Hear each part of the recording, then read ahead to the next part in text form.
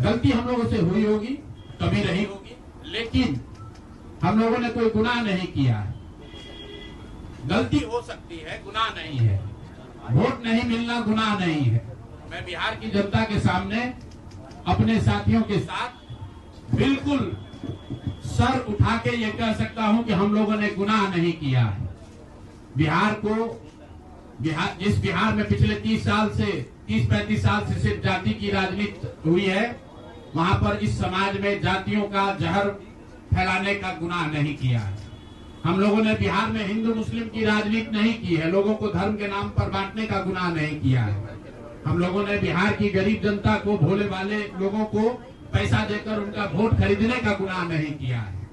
जिन लोगों ने ये गुनाह किया होगा, अगर वो आज जीत भी गए हैं तो उनको उसका हिसाब देना ही पड़ेगा। वो आज दे या कल दे, वो होगा ही होगा।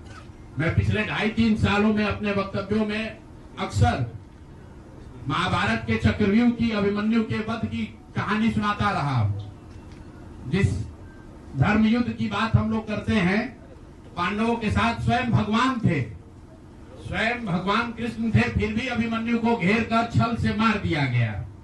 लेकिन उसके आगे की भी कथा भी है कि अभिमन्यु को मार दिया गया, लेकिन उससे महाभारत नहीं जीता गया। महाभारत जीता तो अंत में वही जो सही रास्ते पर था, जो धर्म के साथ था।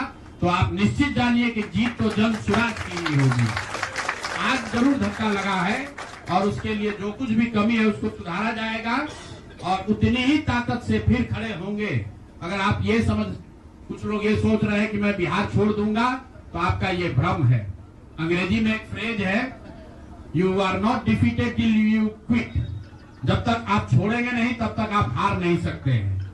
तो प्रशांत किशोर की और जन सुराज में मेरे साथ जुड़े हुए साथियों की बिहार सुधारने की जो जिद है, उस जिद के सामने दूसरा कुछ भी इस जीवन में नहीं है। उस जिद से पीछे हटने वाले नहीं है। पूरी ताकत से, पूरी ईमानदारी से।